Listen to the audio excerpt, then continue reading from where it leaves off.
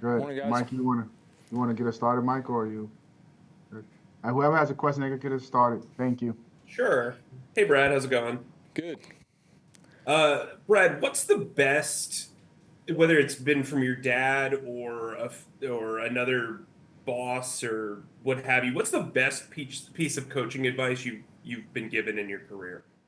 Honestly, it comes from I think last year. Last year was my first year having my own room, and it just said be yourself, being authentic. It kind of paves the way for any coach, in my opinion.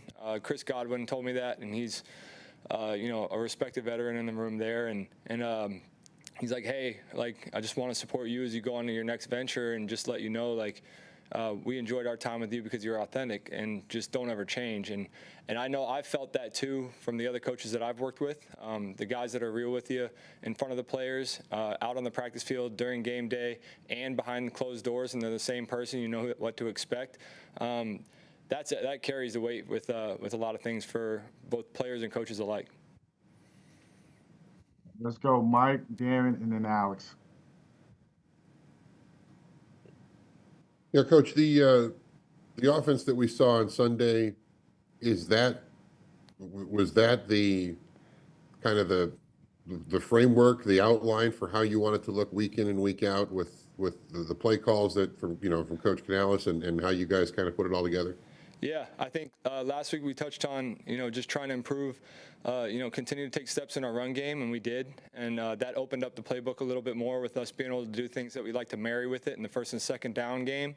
That gets us down in the red zone when we can get those third downs and extend our drives. We did a good job of shaking free a number of times, staying efficient and on third down, and then getting those completions to extend those drives. So, yeah, absolutely. The big point of emphasis last week, I think it was met in a lot of ways by our players, just as a group working together and continuing to piece it together who we want to be. So, yeah, I do think that kind of represents those things, and there's still room for improvement. So, yeah. I would think the challenge is to take what you did last week and even build upon it going forward, not just this week, but for the next 14. Absolutely. You want to establish a core. You want your guys to show you who we want to be in the pass game, who we want to be in the run game, and then we can do complementary things off of that. So we're still in the phase of establishing our core, our identity as an offense, but our guys are doing a phenomenal job just coming off the rock, playing physical, playing aggressive in both phases, and that's exciting for us. Thanks. Brad, how do you adapt with your wide receiver group, in particular with Adams' injury, because there's not a like-for-like replacement for him among the guys you've got remaining? Yeah, it's been a group effort. Rob gets all those guys ready. He's rotating all the guys, whether they're on the practice squad or they're starting for us. Sometimes you got to give guys vet days, when they're in their 30s. So there's been plenty of guys getting Adams reps as well. So there's a cycle of guys, from top to bottom in that room. They're all getting their chance to execute the game plan and stay engaged. Bringing up a guy like Coker, a guy who's been on the practice squad, he's been through that cycle as well. So really excited about just the full group and their attention to detail, their ability to play multiple positions, and just kind of plug and play and us not missing a beat. What have you learned about Coker in the last couple of weeks? He's done a phenomenal job. I know you asked, just about the scout team to the defensive perspective. He's done a phenomenal job going against some of their best guys and just playing aggressive and playing confident. So that's something you'd love to see, in live action. Sometimes in training camp it's a little bit limited. You're trying to get reps to certain people, some of the vets, and then the season rolls around and he gets all these reps against the one defense, which is just phenomenal work for those guys. And he's done a good job of just playing aggressive and playing confident. Hey, Brad. Oh, sorry. Hey, Brad. Kind of building off of the receiver question, you say that these Adams had a lot of vet days, so a lot of these younger receivers have had time and reps in his position. Well, they also had an entire half of football without him, and so in that second half of last week, how did you see Xavier Legette and Jonathan Mingo step up in Adams' stead? Yeah, they both did a phenomenal job stepping in, and again, that just goes to a testament of them owning the full game plan. A thing we value in this offense is guys not just memorizing one spot, whether it's a heavy tackle coming in and playing tight end for us in the run game or the pass game, or it's a receiver who's typically the Z having to come in and spell us at F or X. Same thing goes with the running backs, right? We get to cycle through some of those.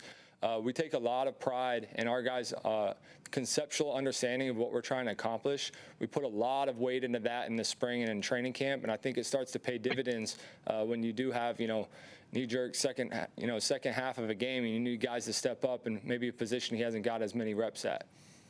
Is it potentially beneficial the fact that Jonathan Mingo and Xavier Legette have similar profiles as receivers, are both known as these kind of stronger and bigger guys? Is that helpful when trying to game plan and replace Adam, or is it just kind of what you said? It's more of they're super versatile. Every week we go through and we try to scheme up, what routes complement our players and their skill sets. Sure, it helps when certain guys have some comparables, but we also we look at them individually, and we don't really try to fit each other into a mold. We say, hey, this week, is this guy executing this route in RVAs, in 7-on-7, and then, we try to make the best decision possible for when it's crunch time and who's actually going to run that thing, when shots are firing. Thank you. Yep. Yes. We're going to go with Joe Person, and then if we have time, we go David Newton. Coach has to be out in the next 2 to 3 minutes. Thank you. Brad, I'll make it quick. Thanks for doing this. Bryce on the practice field with the scout team offense. Are there offensive coaches over there with him, or is he, take us through who runs that offense? Yeah, obviously the defense is trying to get certain looks at concepts, but we always have offensive coaches around, to try to translate what we're trying to do as an offense. Like, hey, can we steal a rep here? We always talk about, hey, can we steal a rep at the offensive line of working one of our protections or one of our run schemes? For the receivers and quarterbacks and tight ends, in the pass game, can we steal a rep of calling something one of our concepts so we can they can come off the ball and run, know where the bones are buried as the quarterback, know where the guys are going to be, and still work on their timing. And Bryce, not only Bryce, like you talk about, again, Coker, going back to Coker and Felipe and some of these guys that get called up, like they're working on that timing on the side when they're going against the defense, whenever we can translate some of the concepts they're trying to get a look at to something that we have. Is any other examples of, like Dave said last week in reference to Bryce, that you guys are a developmentally minded staff? Where else can Bryce develop during this period as the QB2? Again, I don't like to touch on one guy, but the full offense, we're all engaged in these meetings. We're all engaged in the game plan, and we expect them all, to act like they're the starter at their position, to prepare like they're in the game. Just like as we mentioned, Adam goes down, and now we have guys filling in last week in the second half. We all know, knock on wood, that could happen at any position. So all these guys, they prepare like they're going to play and they're going to start and play the whole game, and they're comfortable with the game plan because we stress that to them. We make sure that they're holding themselves to a high standard, no matter where they find themselves on the depth chart come game day. Hey, Brad, David Newton here. There's a league-wide, the run game is way up this year, more than the last few. Why do you think that's the case? Well, we're going to emphasize it. I know Dave said it probably a couple times to you guys. That drives the whole ship for us, staying on schedule, keeping in third and manageables, but also just establishing the culture of our team as a whole. Kind of closing the loop with the defense, playing physical, aggressive style of football. We want to do the same thing on offense, and I think some of that character came to life for us, but it just fires up the guys in the pass game too. To be like, hey, these guys are working for us in the run game, right? We're getting the safeties and backers to step up. All right, now it's on us to win our one-on-ones because they need some extra help in the box. Thank you. Thank you, Coach. All right, appreciate you guys.